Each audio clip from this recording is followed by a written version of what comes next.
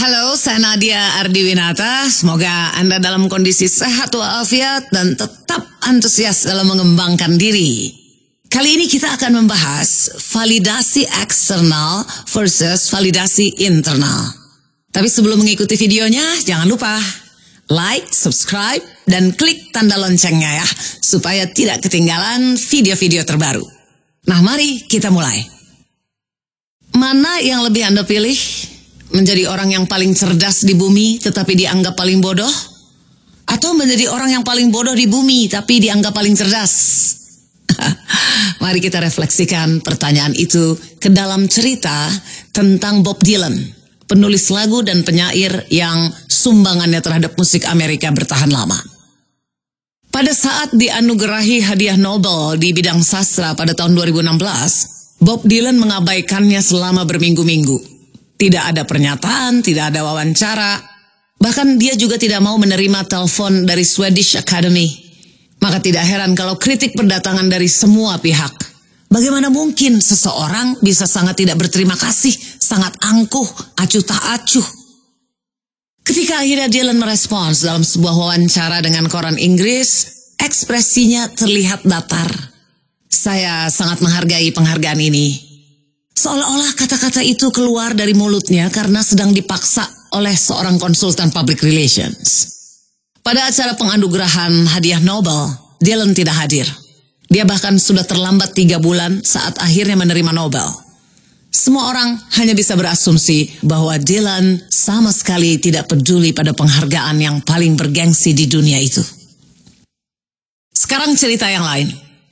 Gregory Perelman. Dia lahir pada tahun 1966, dianggap sebagai ahli matematika terbaik yang pernah ada. Pada tahun 2002, dia berhasil memecahkan salah satu dari 7 persoalan milenium matematika. Sementara 6 soal lainnya masih belum dapat diselesaikan. Gregory pun terpilihlah sebagai penerima Fields Medal. Ini sejenis hadiah Nobel untuk ahli matematika. Tetapi Gregory menolak. Dia bahkan menolak hadiah uang jutaan dolar. Padahal sesungguhnya dia jelas-jelas sangat membutuhkannya. Perelman tidak bekerja dan hidup bersama ibunya di sebuah rumah susun. Hanya soal matematika saja yang paling penting baginya.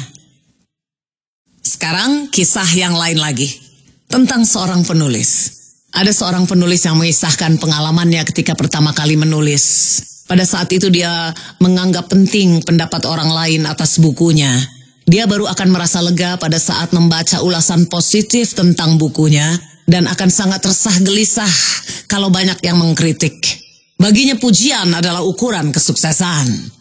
Sampai pada satu titik ketika menginjak usia 40-an, penulis itu menemukan momen Bob Dylan-nya sendiri. Dia paham bahwa pendapat publik tidak terlalu berpengaruh pada kualitas karyanya.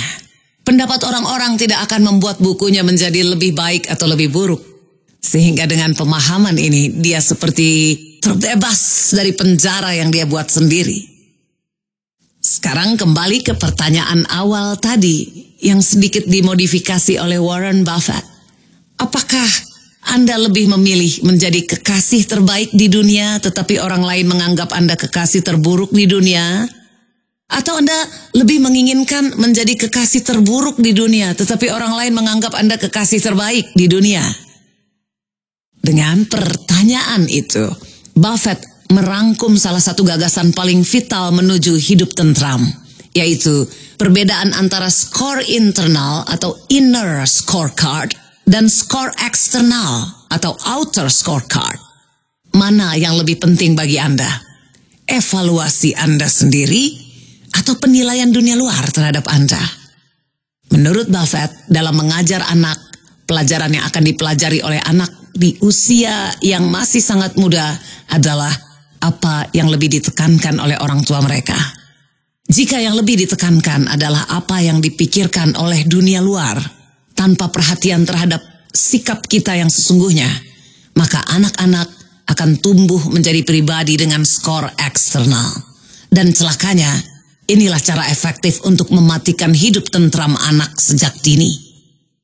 Sayangnya lebih berfokus pada skor eksternal sekarang ini semakin sangat populer.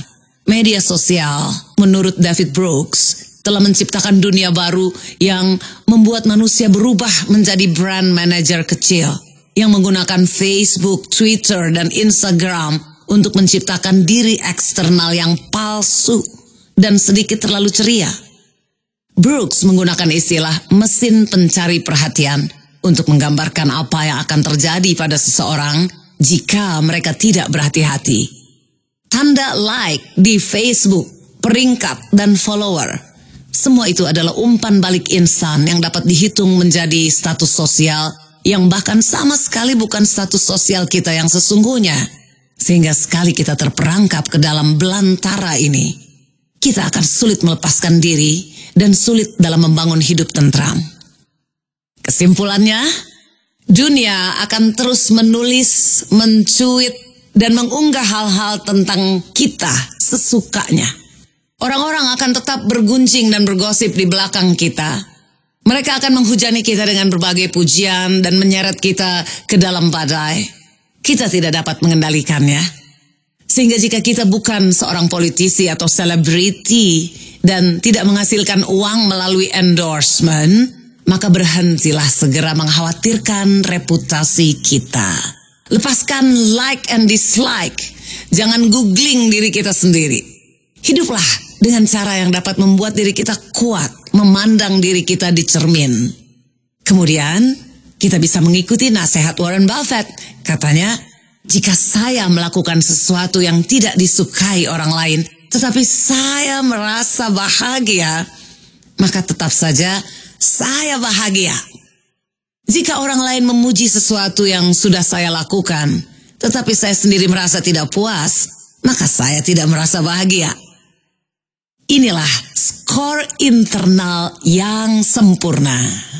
Jadi pusatkan perhatian ke sana dan hadapi pujian dan celaan eksternal dengan ketidaktertarikan yang ramah dan tenang. Begitulah topik bahasan kita kali ini. Semoga bermanfaat. Sampai ketemu di video berikutnya.